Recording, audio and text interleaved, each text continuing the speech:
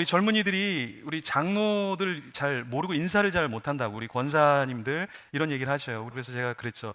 우리 다음 세대는요, 껌 하나만 사줘도, 아이스크림 하나만 사줘도 그들의 생명책에 여러분의 이름을 지우지 않습니다.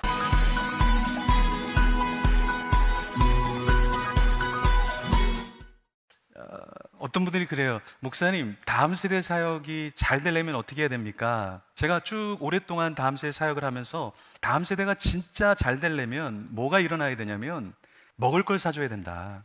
이게 농담이 아니라, 제가 제주도에서 그 지도자 세미나를 하는데 해외에 오신 분이 이렇게 손을 들고 한참 리더십에 대한 이야기를 했는데 이런 말씀하셔요. 저희 교회에 초등부 아이가 제 말을 잘 듣지 않습니다, 목사님. 제가 담임인데. 그래서 제가 물어봤어요. 목사님, 그 초등부 아이에게 밥을 한번 사준 적이 있습니까? 없다라는 거예요. 그래서 밥부터 사십시오, 이렇게 얘기했어요. 한 달 정도 전에 서울에 있는 괜찮은 교회 목사님이 다급히 저를 만나자고 하셨어요. 그래서 왜 그런가 봤더니 이 다음 세대의 핵심 키가 되는 굉장히 중요한 친구가 계속 떠나고 있다라는 거예요. 그래서 제가 목사님께 물어봤습니다. 목사님, 그렇게 핵심적인 키, 중요한 다음 세대의 리더인데 목사님이 개인적으로 시간을 보내보신 적이 있나요? 그 교회는 작은 사이즈는 아니지만 그렇게 초대형 교회는 아니었습니다. 근데 목사님께서 말을 못 하시더라고요. 교회 가면 이런 분들이 있어요. 목사님, 요즘 우리 젊은이들이 우리 장로들 잘 모르고 인사를 잘 못한다고, 우리 권사님들 이런 얘기를 하셔요. 그래서 제가 그랬죠. 우리 다음 세대는요, 껌 하나만 사줘도, 아이스크림 하나만 사줘도 그들의 생명책에 여러분의 이름을 지우지 않습니다. 정말이에요, 여러분. 고기 한번, 삼겹살 한번 사줘 보십시오. 기도할 때마다 그 삼겹살을 사준 분의 상급이 천국에서 가장 크리라. 다음 세대를 이렇게 기도하고 축복합니다. 다음 세대들은 사랑을 받은 것을 잊지 않아요. 여기서 예배를 드리는 분 중에 신앙이 좋아서 교회를 나오기 시작한 분이 얼마나 있을까요? 얼마나 여러분은 신앙이 좋아서 어릴 때부터 왔습니까?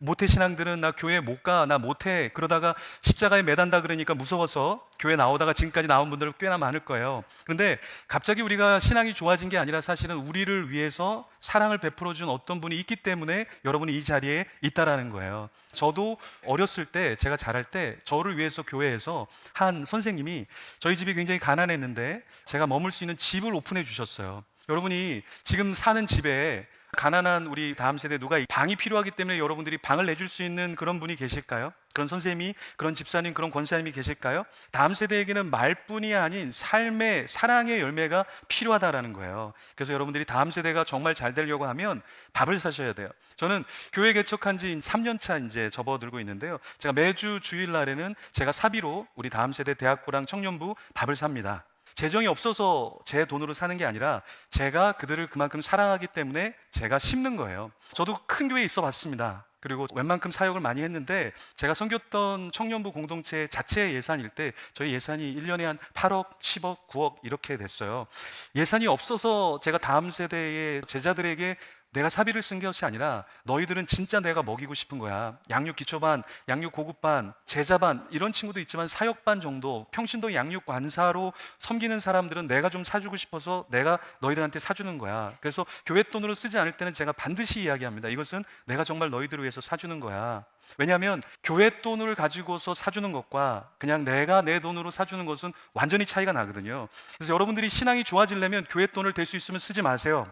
왜냐하면 우리가 하나님께 상급이라는 게 있잖아요. 그러니까 하나님을 배울 때 너 뭐 하다 왔어? 너 개척했다 그러는데, 너 다음 세대 사역한다 그러는데 너 뭐 하다 왔어? 너 얼마나 네 거를 심었어? 너 얼마나 네가 마이너스를 한번 메꿔봤어? 하나님께서는 그걸 우리에게 물으실 거예요.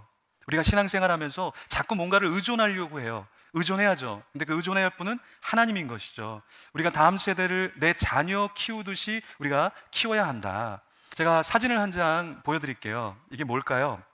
여러분들이 잘 드시는 연어인데, 저는 유학할 때 이 연어가 이 태평양 바다에서 이 민물로 올라오는 것을 여러 차례 봤는데요, 이 연어가 이 자기가 난 곳으로 다시 올 때 어느 정도 헤엄을 치냐면 약 2만 킬로 정도 헤엄을 친다고 그래요. 자기가 태어났던 그 시내가 흐르는 계곡에서 태평양 바다로 갔다가 다시 자기의 시냇물로 올라오는데, 그 광경을 보면 그 올라가려고 할 때 물살에 의해서 올라가기가 쉽지 않은데 어떻게 올라가는가 봤더니 바위에 몸을 부딪혀서 점프해서 올라가는 거예요. 그리고 거기에 나뭇가지들이 있는데 나뭇가지 사이를 그냥 헤집고 들어갑니다. 그때 자기의 몸이 찢어지게 되죠. 근데 아까 그 사진을 보셨듯이 연어의 몸은 멀쩡하지가 않다. 연어는요, 자기가 산란하는 기간 동안에는 먹지를 않는다라는 거예요.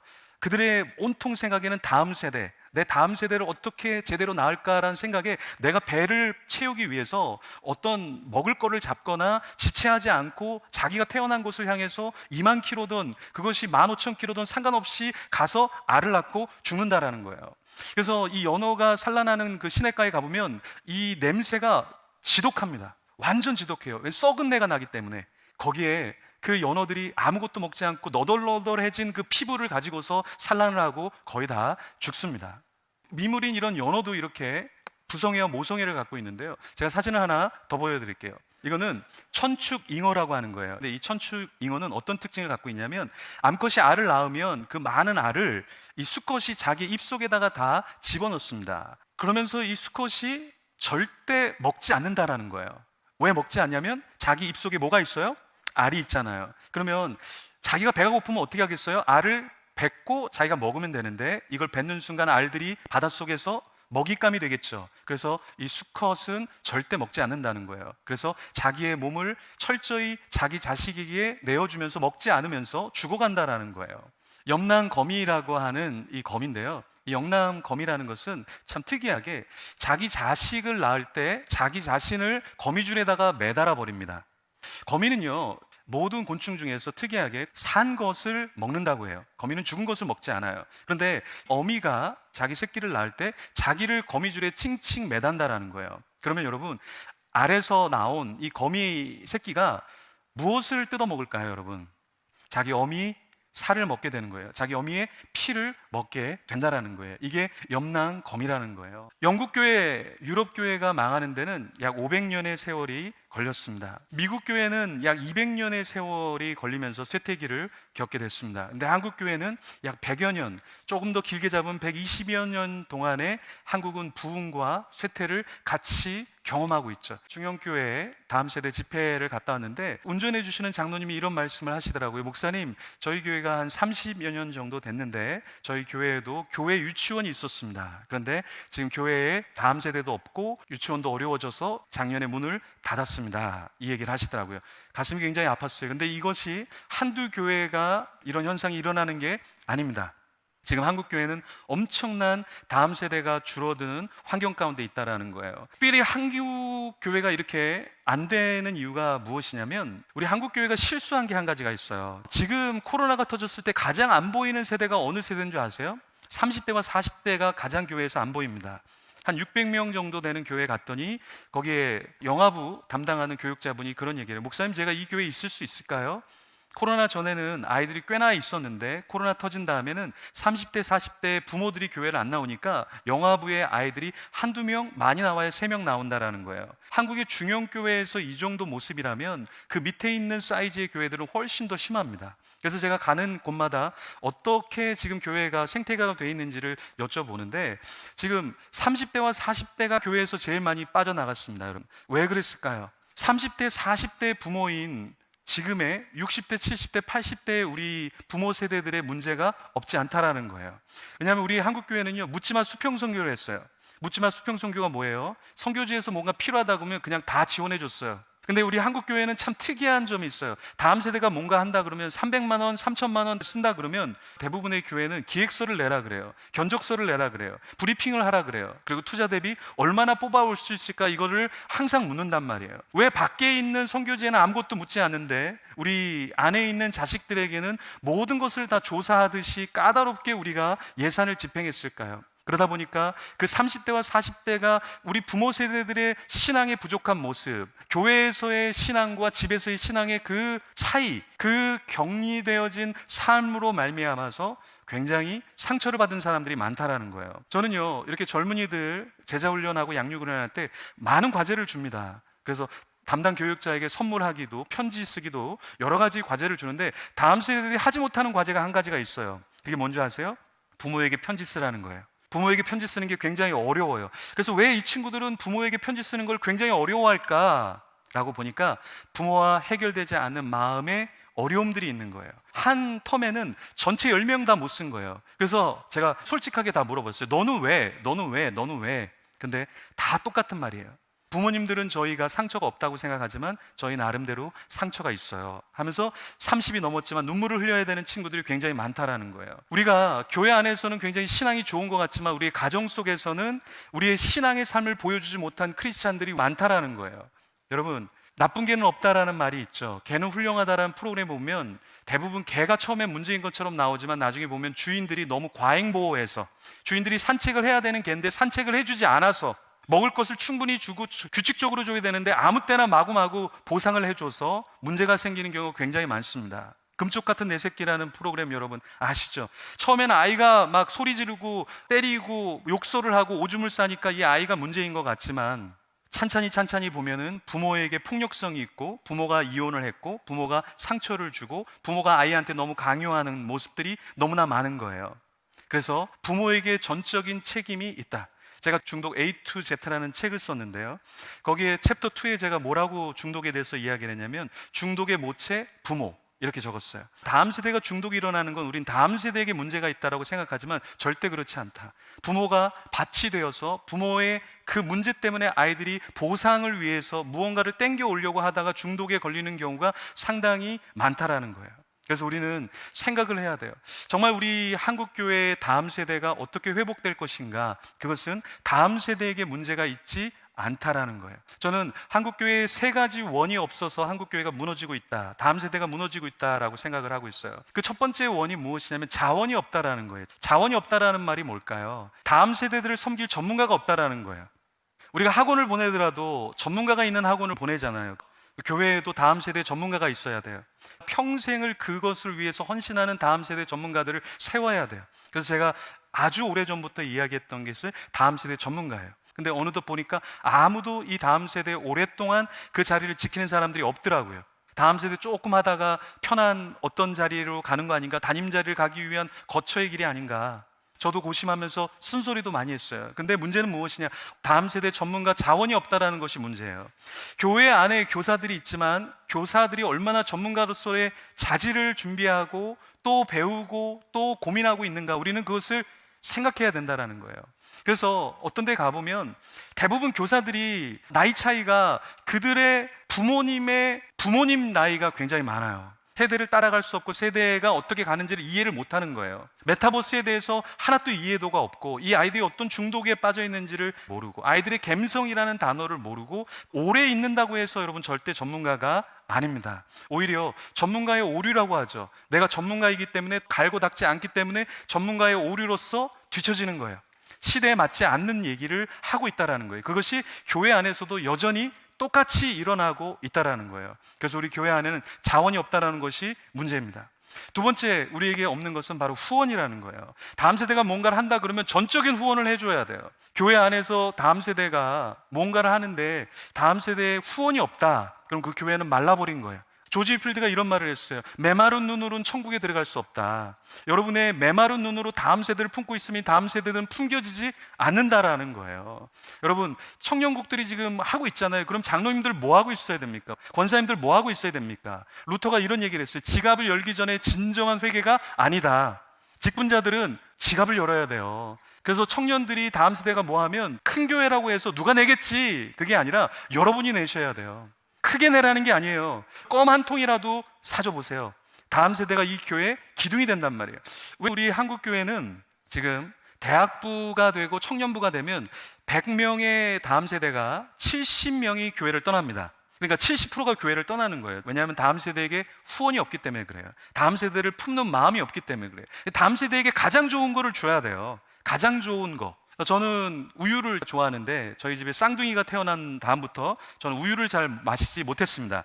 그 아내님이 여보, 아이들이 우유 마셔야 돼요, 이렇게 이야기를 하셔요. 어느 날 아내가 저한테 우유를 주는 거예요. 벌컥벌컥 마시니까 아내가 그러더라고요. 2, 3일 지난 거다, 괜찮다, 죽지 않는다 그러더라고요. 그래도 어떻게 합니까? 죽지 않는다라는데 다 마셔버렸죠. 제가 요플레 굉장히 좋아합니다. 요플레 못 먹게 해요. 아이들이 먹을 것까지 당신이 다 그렇게 도적대처럼 먹으면 안 된다. 그래서 요플레를 못 먹었어요. 사실은 오늘 아내가 몇 개를 주는 거예요. 너무 감사해서 아내가 회심했구나, 변화됐구나, 하나님 역사하시는구나. 근데 아내가 그러더라고요. 4, 5일 지난 거라고. 괜찮다고. 그게 요플레가 되는 거고, 그게 또 발효되면 치즈가 되는 것이고, 다 당신이 좋아하는 거다. 그렇게 먹는 거다. 죽지 않는다. 항상 이 유효한 기간의 날짜는 정확하지 않다. 더 먹어도 괜찮다. 여러분, 우리가 자녀에게 다 주잖아요. 여러분, 자녀에게 몇 프로 쓰십니까? 저는요, 쌍둥이 딸을 키우는데요, 수영하고 싶다 그러면 수영 보내야 되고요, 음악 하고 싶다 그러면 음악 보내야 되고요, 뭐 배우고 싶다 그러면 다 보내줘요. 왠지 아세요? 저는 부모이기 때문에 그런 거예요.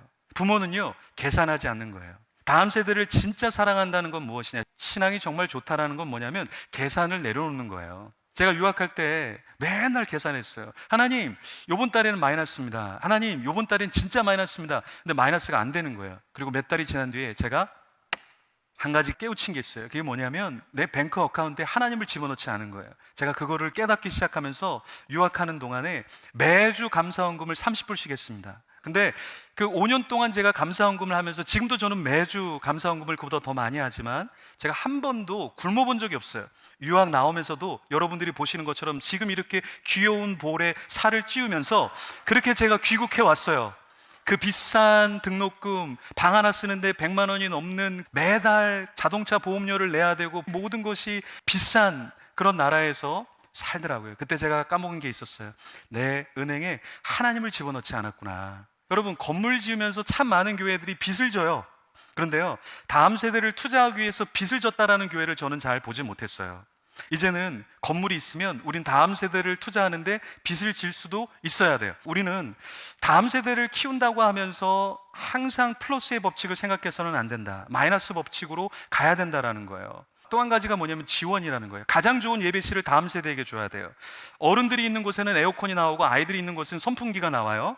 그러면 되겠습니까? 아이들에게 훨씬 더 좋은 자리를 줘야 된다. 예배 시간대도 요즘 아이들은요, 일찍 못 와요. 옛날처럼 7시, 8시에 예배 드릴 수 있는 친구들은 거의 없어요.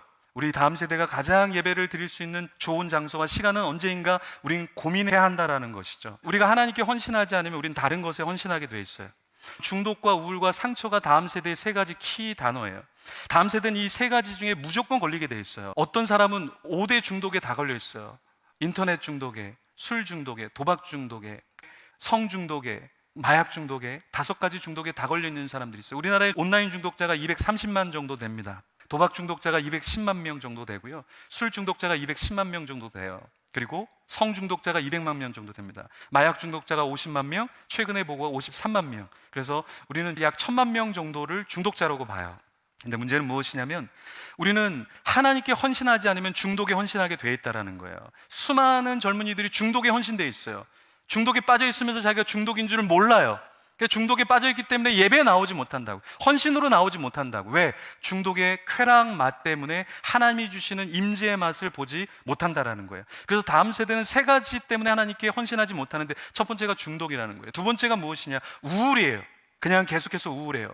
비교해서 우울하고, 부모님과도 비교해서 부모님의 부를, 부모님의 그 지식을, 부모님의 사회에 유지해야 될 그러한 자리를 자신이 하지 못하는 것에 대한 우울함이 우리 자녀에게 굉장히 많아요. 저도 강남구 송파구에서 사역을 해봤는데요, 리더들인데 우울증 있는 친구들이 굉장히 많았어요. 목사님, 저 정신병원 갔다 왔어요 하는 리더도 굉장히 많았어요. 이 시대가 끊임없는 비교, 부모와 비교하고, 자녀 사이에 비교하고, 친구들과 비교하고, 끊임없이 사회에서 비교당하고 학교에서 비교당하는 다음 세대, 우리 젊은이들이에요. 그래서 이 우울에서 우리 다음 세대가 나와야 합니다. 또 하나는 상처예요. 아주 작은 것에도 굉장히 큰 상처를 받는다라는 거예요. 이게 다음 세대의 특징이에요. 예수님께서는 십자가를 지러 오셨잖아요. 근데 우리 다음 세대는 십자가가 아니라 바늘에 찔려도 힘들어할 정도로, 누구의 말에 찔려도 힘들어할 정도로 아파하는 다음 세대가 굉장히 많다라는 거예요. 우리 기성세대도 부모 세대도 여전히 마찬가지겠죠. 지나가는 화살을 그냥 지나가게 하면 되는데 그것을 잡아다가 가슴에 꽂고 네가 나한테 화살을 쏜 거야, 네 말이 나를 죽인 거야. 2018년 8월 18일 8시 18분 18초 네가 나에게 이야기한 거야. 18 계속 얘기한다라는 거예요. 그러면서 지우지 않는 거예요. 내가 너를 기억하고 있어. 네가 그때 얘기한 거 난 평생 지우지 않을 거야. 그리고 나는 오늘도 괴로워, 너 때문에. 이거는요, 젊은이만 그런 게 아니라 선교사님도 그렇고 목회자도 그렇더라고요. SNS에 올리는 글이 너무 우울해요. 나는 여전히 우울하다. 나는 여전히 피해자다. 나는 여전히 사람들이 인정해주지 않는다. 늘 그게 똑같아요. 1년 됐다, 2년 됐다, 3년 됐다. 언제까지 그걸 해야 될까요? 개복치라는 게 있습니다. 개복치는 4m까지 크는 굉장히 큰 물고기잖아요. 몸무게가 1톤에서 2톤까지 간다 그래요. 그런데 개복치가 죽는 이유가 굉장히 많다 그러죠. 이렇게 눈을 떴는데 물방울이 들어왔다고 깜짝 놀라서 죽고요. 몸에 있는 세균을 털어내려고 점프했다가 바닷물에 퉁 부딪혀갖고 충격에 의해서 놀라서 죽고요. 뭘 먹었는데 뼈 같은 게 작은 게 내장을 찔렀다고 놀라서 죽고요. 친구가 죽는 모습을 보고 너무나 스트레스 받아서 자기도 죽고요. 이 개복치가 굉장히 겁이 많은 물고기라고 하죠. 근데 우리 젊은이들이, 개복치 같은 젊은이들이 굉장히 많다라는 거예요. 저는 벌꿀 오소리 같은 우리 다음 세대가 되면 좋겠습니다. 벌꿀 오소리 어떤 존재예요? 기네스북에 가장 겁없는 동물 기재된 게 벌꿀 오소리입니다. 벌꿀 오소리는 코끼리가 오든 사자가 오든 길을 비켜주지 않아요. 절대 물러서지 않습니다. 코브라 앞에서도 싸워서 물러서지 않는데, 코브라가 물어서 쓰러지는데 6시간 만에 독을 해독하고 다시 일어나서 산채로 씹어버립니다. 그게 벌꿀오소리예요. 벌꿀오소리가 가장 좋아하는 게 뭘까요? 벌꿀이죠. 벌을 먹을 때 벌이 가만히 있을까요? 혀를 쏘고 머리를 쏘고 몸을 엄청나게 쏘죠. 근데 벌꿀오소리는 끄떡도 안 해요. 왜요? 자기 몸에 해독을 할 수 있는 능력이 있기 때문에 그래요. 우리가 크리스찬이라면 여러분 안에 독과 여러분 안에 있는 억울함, 여러분 안에 있는 상처를 씻어낼 수 있어야 한다라는 거예요. 예수님께서는 이 땅에 십자가를 지러 오셨거든요. 그 말은 무엇이냐면 죽으러 오셨다라는 거예요. 근데 우리는 뭐하러 오냐면 살러 와요. 하나님 나 좀 살려주세요. 그러니까 문제가 해결되지 않는 거예요. 죽어야 사는 건데 우리는 죽지 않고 살려고만 하니까 하나님께서 넌 아직 멀었다라고 이야기하는 거예요. 자, 많은 사람들이 이렇게 얘기해요. 하나님 왜 날 안 도와주십니까? 하나님 왜 이렇게 하셨습니까? 근데 제가 그런 분에게 꼭 물어보고 싶은 말이 있어요. 정말 하나님께 100% 맡겨본 적 있냐? 당신의 사업을 100% 하나님께 한번 맡겨본 적이 있냐? 당신의 자녀를 100% 하나님께 맡겨본 적이 있냐? 당신의 육신을 100% 하나님께 맡겨본 적이 있느냐? 당신의 미래를 100% 하나님께 맡겨본 적이 있느냐? 그래서 하나님께서 안 들어주신 거냐? 아니면 내가 다 잡고서 하나님께 원망하고 있는 것은 아닌가? 하나님의 인물들은 하나님께서 책임을 지셨어요. 우리는 내려놓는 훈련을 날마다 해야 된다는 거예요. 날마다 우리는 내려놓는 훈련을 해야 되는데 그것을 하지 않고 십자가를 지려고 하지 않는 이 시대의 우리의 삶 때문에 역사가, 기적이 일어나지 않는다라는 거예요. 왜 이 시대는 기적이 일어나지 않을까요, 여러분? 기적이 일어나지 않는 이유는 전적으로 하나님을 보는 사람들이 없기 때문에 기적이 일어나고 있지 않다라는 거예요. 십자가를 지는 사람이 없기 때문에 기적을 볼 수가 없다라는 거죠. 자, 사진을 한 장 보여드릴게요. 이것은 십자가를 지은 그리스도라고 하는 히에로니무스 보시의 사진이에요. 이것은 1480년에 보시가 그린 거예요. 이 보시의 작품을 보시면 예수님만 십자가를 지고 있지 그 곁에 군인과 유대인과 여인과 종교 지도자들은 아무도 십자가를 지고 있지 않다라는 거예요. 사실 이때는 15세기, 16세기의 화풍은 미켈란젤로, 라파엘로, 레오나르도 다빈치 같은 화가들의 화풍은 무엇이냐면 여러분들이 잘 아는 그냥 천사가 나와 있는 그림, 혹은 예수님이 성모 마리아에 안겨 있는 그림, 이 그림을 그릴 때 보시는 어떤 그림을 그렸냐면 그 중세 시대의 신앙인의 삶이 그렇게 평화롭고 아름다운 것이 아니라 십자가를 아무도 지려고 하지 않는 그 중세 시대상을 그려 넣었던 거예요. 저는 이 그림을 보면서 중세보다 지금 우리가 저 모습을 하면서 살아가고 있지 않는가, 그런 생각을 했습니다. 여러분은 어떤 십자가를 지고 있나요? 왕은 왕으로서 짊어져야 할 왕관에 무게가 있다라고 이야기하죠. 여러분, 신앙인은요, 신앙인으로서 짊어져야 할 무거운 신앙의 십자가가 우리에게 있다라는 거예요. 우스갯소리로 이런 예전에 이야기가 있었는데요. 천국에 딱 갔는데 하나님께서 갑자기 건너오라고 하시는 거예요. 그래서 하나님 어떻게 건너갑니까? 그러니까 거기에 그림에서 그래, 네가 지고 왔던 그 십자가를 딱 대고 그 십자가로 건너와 라고 하는데, 십자가를 보니까 십자가가 너무 무거우니까 계속해서 너무 많이 잘라놓은 거예요. 그래서 십자가가 너무 짧은 거예요. 그러니까 다리를 건너오려고 그러는데 다리가 놓아지지 않는 거죠. 여기 이 사파에서 이야기하는 것이 무엇입니까? 우리에게 주어진 십자가를 너무 자르서는 안 된다라는 거예요. 여러분, 우리에게는 다 주어진 십자가가 있습니다. 가정에서 져야 할 십자가가 있고, 학교에서 져야 할 십자가가 있고, 여러분이 직장에서 져야 할 십자가가 있고, 내가 양로원을 가도 그 양로원에 가서도 져야 할 십자가가 있는 거예요. 교회 안에서도 내가 소그룹을 할 때도 져야 될 십자가가 우리에게는 있다라는 거예요. 우리 교회가 이렇게 무너지고 어려워진 이유는 무엇이냐면 십자가, 헌신, 충성이라는 단어가 교회 안에 사라져 버렸다라는 거예요. 저는 제자 오카눔이라는 영화를 보면서 굉장히 많이 울었습니다. 그래서 제자 오카눔 다음에 나왔던 영화가 광인 오카눔이라고 하는 영화가 또 있었어요. 그 영화를 볼 때는 정말 울지 않으리라, 너무 많이 울었기 때문에 내가 울지 않으리라 이를 물고 영화를 봤는데요, 울 수밖에 없었어요. 왜 그때 울었냐면 오카눔 목사님이 이런 설교를 하시는 장면이었는데, 왜 한국교회가 이렇게 망하게 됐느냐, 왜 한국교회가 이 모양이 됐느냐라고 했을 때 1930년대, 1940년대, 1950년대는 우리 목회자들이 강단에서 헌신을 설교하고 충성을 설교하고 십자가를 설교했는데, 산업화가 일어나면서 1960년, 70년, 80년에는 우리가 부흥을 이야기하고 축복을 얘기하고 편의를 이야기하고 그것을 이야기하면서 교회의 십자가의 정신이 사라졌기 때문에 한국 교회는 이렇게 무너질 수밖에 없다라는 그 말을 하는데, 너무 찔려서 너무 공감이 돼서 엉엉 울었습니다. 여러분, 이 시대에 십자가를 지는 사람은 많은 사람들이 그렇게 얘기해요. 너무 신앙이 귀한 사람 같다. 근데 사실은 신앙이 귀한 사람이 아니라 우리가 모두가 다 평범해야 될 신앙을 우리가 잃어버린 것이죠. 저는 특세 이런 거 별로 좋아하지 않습니다. 그거는 다 일반세라고 얘기해요. 제가 왠지 아세요? 모두가 다 나오는 특세는 특세가 될 수가 없어요. 아무도 요청하지 않고 아무도 바라보지 않고, 누가 설교자인지 모르지만 내가 주님을 사랑하기 때문에 일반 새벽 예배 나온 게, 그게 주님과의 특세라는 거예요.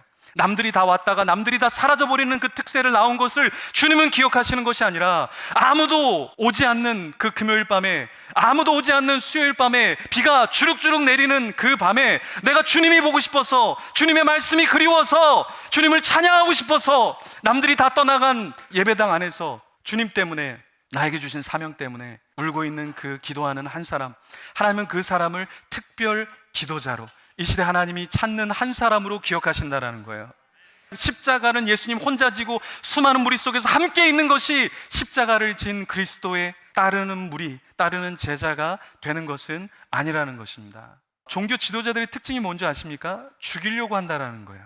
종교인인가 신앙인가의 차이는 무엇인지 아십니까? 내가 살리려고 하는가, 죽이려고 하는가. 내가 미워하는 사람 있잖아요. 내가 미워하는 사람도 내가 죽이려고 하느냐 살리려고 하느냐, 그 차이예요. 예수님께서 산상수훈에 이렇게 말씀하시죠. 너네 원수를 사랑해. 근데 어떻게 사랑하냐면 원수를 위해서 기도하라고까지 말씀하셨어요. 여러분, 원수는요 보고 싶지 않은 존재예요. 그래서 원수가 있으면 우리는 다 반대쪽으로 가요. 멀리 떨어지잖아요. 근데 기도는 뭡니까? 원수가 없는 곳에서 우리는 기도하잖아요. 근데 그 원수가 없는 자리에서 원수를 끄집어내는 거예요. 그리고서 그를 위해서 축복하는 게 기도예요. 주님께서 우리가 종교 지도자들처럼 흉계를 만들어서 죽이려고 하는 자인가, 아니면 나에게 해를 끼치는 자인데 내가 그 자를 위해서 눈물 흘리면서 기도하면서 회개하기를, 하나님이 그 자를 사용하시기를 원하는 자인가, 이것이 내가 종교인인가 아니면 내가 신앙생활을 하고 있는 자인가, 거기에 대한 구분이 된다라는 거예요. 여러분은 최근에 누구를 위해서 눈물 흘리면서 기도해 보셨습니까? 누구를 생각하면서 마음 안타까워 하셨습니까? 김상철 감독님이라고 한국에서 기독교 영화를 가장 많이 만든 분인데, 제가 친분이 있어서 어떻게 전화통화를 하게 됐어요. 전화통화 한 김에 제가 궁금한 게 있어서 제가 여쭤본 게 있어요. 목사님, 제자 오카눔이라는 영화를 만들 때 마지막 부분에 1분 정도 침묵을 하셨다라는 걸 제가 알고 있는데 왜 그러셨습니까? 라고 좀 여쭤봤어요. 감독님께서 여러 의미를 담았다라고 말씀하셨는데, 그 여러 의미 중에 이런 것을 말씀하셨어요. 원래 영화에 음악이 없고 소리가 없으면 그것은 사고가 났다라고 처리하기 때문에 극장에서 난리가 납니다. 그래서 그것을 침묵으로 자신은 표현하고 싶었는데 스태프들이 다 말린다라는 거예요. 모든 관계자들이 그런 영화는 없습니다. 그렇게 되면 모두가 다 이 영화는 잘못됐다라고 이야기하고 상영을 하지 않을 겁니다. 그래도 목사님께서 아니야, 침묵 처리해야 돼. 그러면서 그 영화에 1분 동안 아무런 음악과 아무런 말 없이 그냥 들어오니 문제가 되는 두 교회를 쫙 비춰줍니다. 목사님, 왜 그러셨습니까? 목사님의 메시지는 이거였다라는 거예요. 하나님이 아신다. 인간이 다 억울한 일을 얘기하지 않아도 하나님은 아신다 라는 것을 표현하고 싶었다는 거예요. 또 한 가지는 이거라는 거예요. 아무리 맞는 말이라도 맞는 말을 세게 하면 아프다라는 거예요. 잘못됐다라는 거예요. 진리를 가진 자가 진리를 알기 때문에, 진리를 소유하기 때문에 그것을 잘못 사용하면 그것은 무기가 될 수도 있다라는 거예요. 어찌하여 십자가가 칼이 되었는가라는 책이 있습니다. 이 책은요, 십자군 전쟁에 대해서 이야기하고 있어요. 십자군 전쟁 엄청나게 기독교에서 하나님의 영광을 위한 전쟁이라고 했죠. 근데 그 십자군 전쟁에서 어땠습니까? 수많은 아이들을 죽였습니다. 수많은 여자들을 죽였습니다. 수많은 믿지 않는 사람들을 죽였어요. 러시아의 모스크바에 가서 너네 믿을 거야 안 믿을 거야 그러면서 강에 그 믿지 않는 사람들을 모아다가 얼음을 다 잘라서 침몰시켜서 익사시켜 죽였죠. 근데 그게 다 어떤 이름으로 자행됐습니까? 하나님의 영광이라는 이름으로 십자가가 칼이 되게 해서 수많은 사람들을 죽였다라는 거예요. 저는 우리 다음 세대에게 미안한 마음이 있어요. 그리고 제 후배 목회자들에게 미안한 마음이 있어요. 제가 교회 정화 운동을 하면서 선배님들이 이런 말씀들을 하세요. 목사님, 미안합니다. 우리가 쌓아놓은 똥, 우리가 치워야 될 똥을 치우지 않으니까 목사님이 다 치우는데 목소리를 내고 고난을 당하고 어려움을 당하는 모습을 보니까 목사님 미안합니다, 그런 말씀 하시더라고요. 근데 어떤 후배 목사님이 이런 말을 했어요. 부끄럽습니다. 저는 그 이야기를 듣고 정말 부끄러웠어요. 정말 젊은 30대 목회자가 40대 목회자가 할 말이 아니라 내가 해야 될 말을 왜 저들이 제가 부끄럽습니다 라는 말을 해야 될까? 여러분, 우리는 신앙생활을 열심히 해왔어요. 한국교회는 열심히 신앙생활을 해왔어요. 그런데 우리는 진리를 갖고 있었지만 그 진리를 어떻게 표출하고 어떻게 품는가, 그것을 알지 못한 채 살아왔어요. 그래서 적절하게 목소리를 내야 될 때 우리는 다 숨어버렸어요. 칼을 갖고서 난도질을 하는 사람이 무서워서 내가 먼저 칼에 배임을 당할까봐 숨어버렸고요. 미친 사람이 술에 취해서 운전을 하고 마구마구 사람들을 칠 때 내가 혹시나 내 자녀가 다칠까봐 우리는 주저주저 뒤로 물러서는 경우가 얼마나 많았습니까? 여기 다음 세대가 있습니다. 이들에게 어떤 문제가 있을까요? 저는 우리 다음 세대에게는 문제가 없다고 봐요. 모범을 보여주지 못한 우리 세대의 문제 때문에 이들이 그 길을 가고 있는 것 뿐이라는 거예요. 지금 한국교회 안에 목회자의 스캔들과 비리가 얼마나 많은지 몰라요. 저는 다음 세대 사역을 하면서 너무나 많은 사역자들이 넘어지는 것을 보고 있어요. 다음 세대들 상담을 하고 교육을 하면서 이 다음 세대들이 왜 무너졌는가를 처음에 몰랐는데 나중에 알고 보니까 사역자들이 다 무너져 있으니까 이들이 무너질 수밖에 없더라고요. 한국교회 청년들을 1000명을 대상으로 조사를 했습니다. 결혼하기 전에 성관계를 한 사람들, 믿는 자들을 향해서 물어보니까 남자 중에 59.4%가 결혼하기 전에 성관계를 했다라는 거예요. 여자는 44.4% 정도가 나왔어요. 그러면 성관계를 몇 명과 했습니까? 라고 할 때 59.4%의 남자는 평균 6명과 성관계를 했다 그랬어요. 그리고 여자는 3.2명과 성관계를 하고 결혼했다고 했어요. 이게 한국교회 우리 젊은이의 성윤리의 모습인 거예요. 저는 오랫동안 결혼학교라는 거 했습니다. 결혼학교를 할 때 제가 물어봐요. 성관계에 대해서 물어보고 하는데요, 제가 한국교회는요, 결혼학교 할 정도 되면 거의 70에서 90%가 다 성관계를 하고 있습니다. 한국교회가 왜 이렇게 됐을까? 우리 목회자가 다 타락해 있는데, 우리 부모 세대가 다 타락해 있는데, 이미 부모 세대가 그런 모델들을 제시했는데 이들에게만 거룩을 이야기하고 이들에게만 정결을 이야기하고 이들에게만 진실을 이야기한다는 것이 부끄러운 거예요. 우리가 하나님 앞에서 부흥을 외치기 전에, 우리가 하나님 앞에서 어떠한 성공과 어떠한 일을 이야기하기 전에 우리 주님께서는 물어볼 거예요. 너네 진정성 있는 크리스찬이야? 너희 덕에 진실이 있느냐? 정직이 있느냐? 성실이 있느냐? 너희가 정말 이 시대를 살아가는 크리스찬인가? 우리 자신을 돌아봐야 한다라는 거예요. 주님은 우리가 천국에 왔을 때 너 얼마나 많이 모았어? 이걸 주님 우리에게 물어보시지 않을 거예요. 주님은 반대로 물어보실 거예요. 너 얼마나 많이 나눴어? 너 얼마나 많이 기도했어? 너를 위한 것이 아니라 얼마나 많은 사람을 위해서 기도했어? 주님께서는 그것을 물으실 거예요. 너 얼마나 많이 섬겼어? 라는 것을 물어보시는 것이 아니라 너 그거 섬기기 위해서 얼마나 많이 기도했어? 너 얼마나 많이 고민했어? 너 설교하기 전에 설교를 많이 한 게 중요한 게 아니라 얼마나 그 설교를 위해서 준비했어? 얼마나 설교를 위해서 기도했어?